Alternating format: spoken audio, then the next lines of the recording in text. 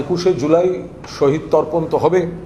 মমতা বন্দ্যোপাধ্যায় নেতৃত্বাধীন সর্বভারতীয় তৃণমূল কংগ্রেস প্রত্যেক বছর এই দিনটিতে শহীদ তর্পণ করেন এবং সেই মতো আইন মতো, ইতিহাস মতো, রীতিমতো এবং নীতিমতো আবেদন সংশ্লিষ্ট মহলে করা হয়েছে এবং সেক্ষেত্রে যা নির্দেশ আসবে সেগুলি দেখে আমরা পরবর্তী সিদ্ধান্ত নেব।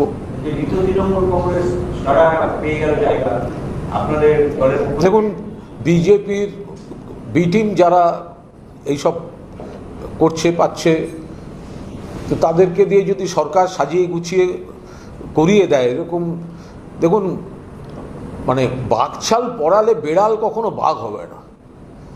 বাংলার বাঘিনী মানে মমতা বন্দ্যোপাধ্যায়। আপনি বেড়ালের গায়ে কিছুদিনের জন্য সরকারি স্পন্সর সরকার কিনে বাঘছাল পরিয়ে দিতে পারে, কিন্তু সেই বেড়ালের মুখ থেকে কোনোদিন হালুম বেরোবে না, বেড়ালের মুখ থেকে মেয়াও বেরোবে।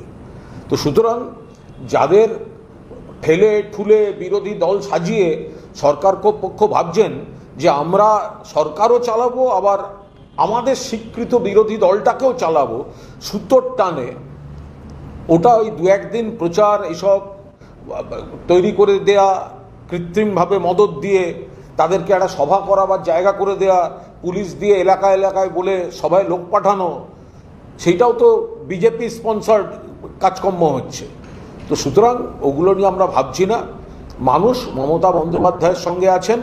মমতা বন্দ্যোপাধ্যায় 1993 সালের 21শে জুলাই no I card no vote slogan দিয়ে যে মহাকরণ অবরোধ ডাক দিয়েছিলেন এবং তার মূল দাবি ছিল, কারণ মুখ্য নির্বাচন অফিসার তিনি তখন মহাকরণে বসতেন, তো সেই জায়গায় 14 জনের মৃত্যু, মমতা বন্দ্যোপাধ্যায়কে হত্যার চেষ্টা, শতাধিক জখম, তারপর থেকে প্রত্যেক বছর এই দিনটি শহীদ তর্পণ পালিত হয়। মমতা বন্দ্যোপাধ্যায়ের আন্দোলনের স্রোতে যারা আছেন তারা শহীদ তর্পণ করেন। এবারও হবে, আইন মাফিক নিয়ম মতো চাওয়া হয়েছে। আর অন্যদিকে রাজনৈতিক চক্রান্ত এবং প্রতিহিংসামূলকভাবে সেটিকে বিভ্রান্ত করার চেষ্টা হচ্ছে।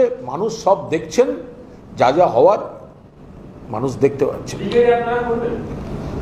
ব্রিগেডে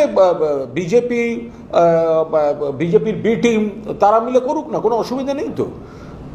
বৃষ্টি কাদা, দাঁড়াবার অবস্থা নেই ওখানে, তো কীভাবে হবে ব্রিগেড?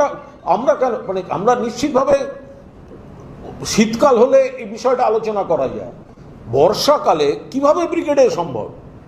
তো যারা বড় বড় কথা বলছেন তারা ব্রিগেডে করুন না। বিজেপি আর বিজেপির বি টিম, বালিশ তৃণমূল, তো বিজেপি আর বালিশ তৃণমূল দুপক্ষ মিলিয়ে ব্রিগেড করুক না। আমরা তো চ্যালেঞ্জ করছি, করুক না ব্রিগেড। দাঁড়াবার অবস্থা নেই ওখানে, কর্মীরা যাবেন কি করে, কর্মীরা বসবেন কি করে, কিভাবে সভা হবে? এটা কোনো কথার কথা হলো যে ব্রিগেডে গিয়ে করো? জল কাদা 2011 সালে আমরা একবার করেছিলাম, পরে বোঝা গেছে যে না, ওটা ওই সময় ওই মরশুমে করাটা ঠিক হয়নি, কারণ কর্মীদের খুব অসুবিধা হয়েছে, জল দাঁড়িয়ে আছে, মানে সেখানে কোনো রকম অ্যারেঞ্জমেন্টই সম্ভব কার্যত নয়। তো ফলে ব্রিগেডটা একটা বর্ষাকালে জুলাই মাসে ব্রিগেডে এইসব আলোচনাটাই একটা অসার বস্তু।